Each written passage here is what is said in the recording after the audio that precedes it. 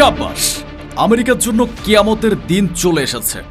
আজ ভোরের আলো ফোটার আগেই ইরান তার ইতিহাসের সবচেয়ে বড়, সবচেয়ে সমন্বিত এবং সবচেয়ে বিধ্বংসী হামলাটি চালিয়েছে। একটি বা দুটি নয়, ইরাক থেকে সিরিয়া, কুয়েত থেকে বাহরাইন, কাতার থেকে সংযুক্ত আরব আমিরাত পর্যন্ত মধ্যপ্রাচ্য জুড়ে ছড়িয়ে থাকা ৮৫টি মার্কিন সামরিক ঘাঁটির উপর একযোগে আছড়ে পড়েছে ইরানের হাজার হাজার ড্রোন, ব্যালিস্টিক মিসাইল, ক্রুজ এবং হাইপারসনিক মিসাইল। এটি আমেরিকার জন্য এক নতুন আরও ভয়ঙ্কর পার্ল হারবার, যা তাদের পুরো সামরিক স্নায়ুতন্ত্রকে এক মুহূর্তে পঙ্গু করে দিয়েছে। যেখানে আমেরিকা নিজেই তাদের সামরিক ঘাঁটিগুলো সরিয়ে নিয়ে মধ্যপ্রাচ্য থেকে আস্তে আস্তে লেজ গুটিয়ে পালাচ্ছে। আজ আমরা সেই ভয়ঙ্কর কয়েক ঘন্টার ব্যবচ্ছেদ করব, যখন ইরানের আঘাতে পুরো মধ্যপ্রাচ্যে মার্কিন সাম্রাজ্য তাসের ঘরের মতো ভেঙে পড়েছে। অপারেশন শুরু হয়েছিল রাত প্রায় ২টোর দিকে, যখন পেন্টাগনের বিলিয়ন ডলারের স্যাটেলাইট এবং গোয়েন্দা ব্যবস্থা গভীর ঘুমে আচ্ছন্ন। প্রথম আঘাতটি কোনো মিসাইল দিয়ে করা হয়নি। প্রথম আঘাতটি ছিল মনস্তাত্ত্বিক।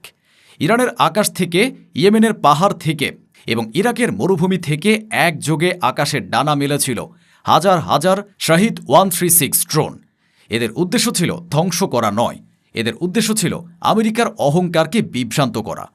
এ ড্রোনগুলো ছিল আত্মঘাতী এক ঝাঁক পঙ্গপাল, যাদের একটাই লক্ষ্য ছিল মার্কিন এয়ার ডিফেন্স সিস্টেমকে জাগিয়ে তোলা এবং তাদের সব অস্ত্র শেষ করে দেওয়া। কাতারের আল উবেইদ, সংযুক্ত আরব আমিরাতের আল দাফরা, বাহরাইনের নৌঘাটি, সব জায়গা থেকে পেট্রিয়ট মিসাইলগুলো আগুনের বৃষ্টির মতো ছুটতে শুরু করে। মার্কিন কন্ট্রোল রুমে অপারেটররা দেখছিল তাদের রাডার স্ক্রিন হাজার হাজার লক্ষ্যের ভিড়ে প্রায় সাদা হয়ে গেছে। তারা একের পর এক ড্রোন ভূপাতিত করছিল আর ভাবছিল তারা যুদ্ধটা জিতে যাচ্ছে, কিন্তু তারা আসলে এক ভয়ঙ্কর ফাঁদে পা দিচ্ছিল। প্রতিটি ড্রোন ধ্বংস করার জন্য যে মিলিয়ন ডলারের মিসাইল খরচ হচ্ছিল, তাতে আমেরিকার অস্ত্র ভাণ্ডার দ্রুত খালি হয়ে আসছিল। ঠিক যেমন একজন দক্ষ শিকারী তার শিকারকে তাড়া করে ক্লান্ত করে ফেলে, ইরানও ঠিক তাই করছিল। তারা আমেরিকাকে তার নিজের শক্তি দিয়েই দুর্বল করে দিচ্ছিল।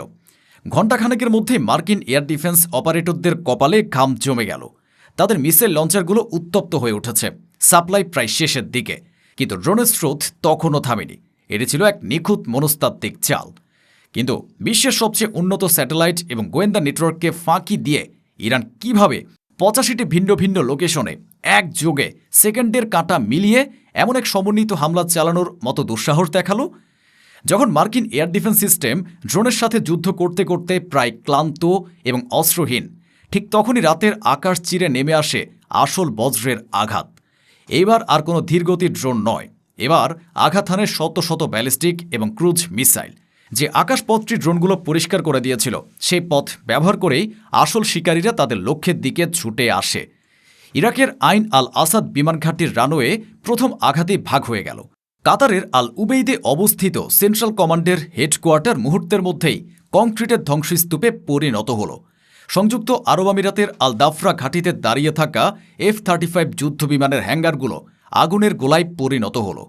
প্রতিটি হামলা ছিল নির্ভুল এবং বিধ্বংসী। রাডার স্টেশন, যোগাযোগ টাওয়ার, জ্বালানির ডিপো, সামরিক ঘাঁটির মস্তিষ্ক এবং রক্তনালী হিসেবে কাজ করে এমন সব কিছুকেই টার্গেট করা হয়েছিল।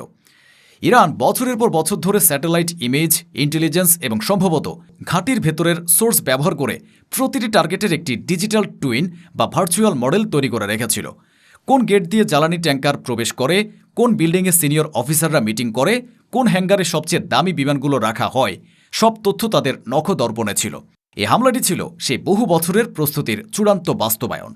আমেরিকার সামরিক শরীর থেকে তার মস্তিষ্ক এবং স্নায়ুতন্ত্রকে আলাদা করে দেওয়া হয়েছে মাত্র কয়েক মিনিটের ব্যবধানে। হামলার পর কয়েক ঘন্টা পেরিয়ে গেলেও পেন্টাগন একটি শব্দ উচ্চারণ করেনি।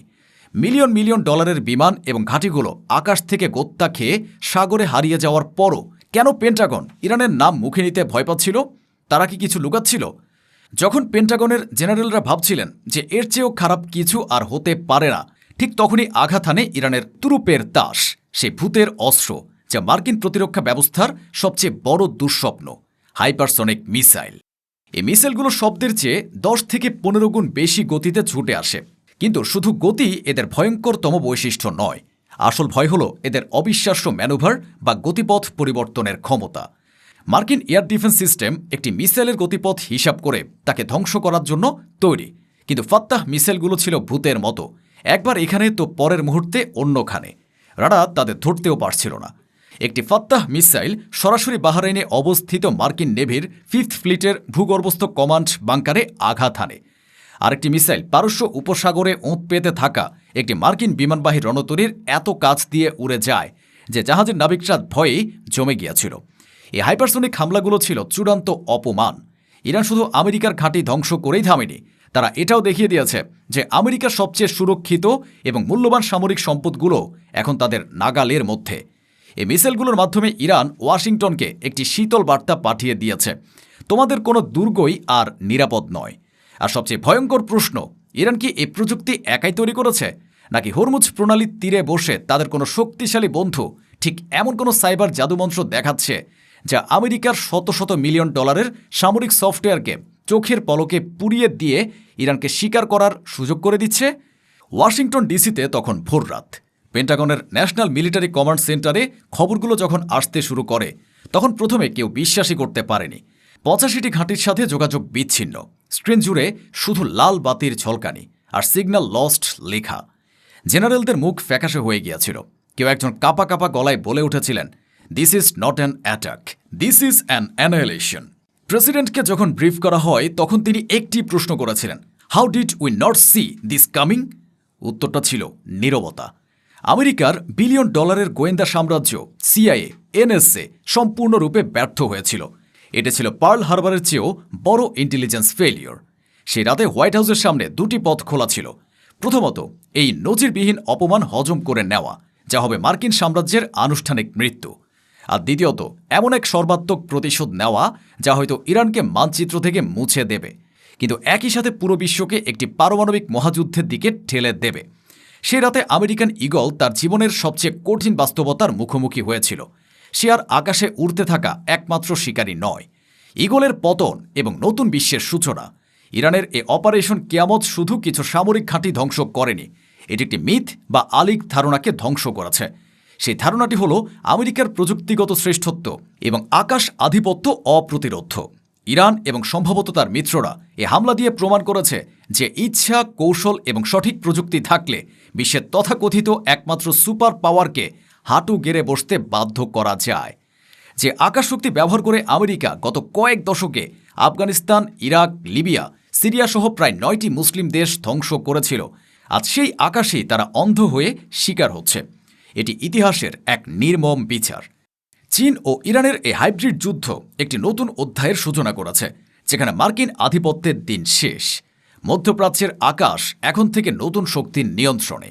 মার্কিন সাম্রাজ্যের সূর্য অস্তমিত হয়েছে এবং সেই ধ্বংসস্তূপের উপর দিয়েই উদিত হচ্ছে এক নতুন বিশ্ব ব্যবস্থার ভোর। ইরানের এই ঐতিহাসিক বিজয়ে আপনার অনুভূতি কি?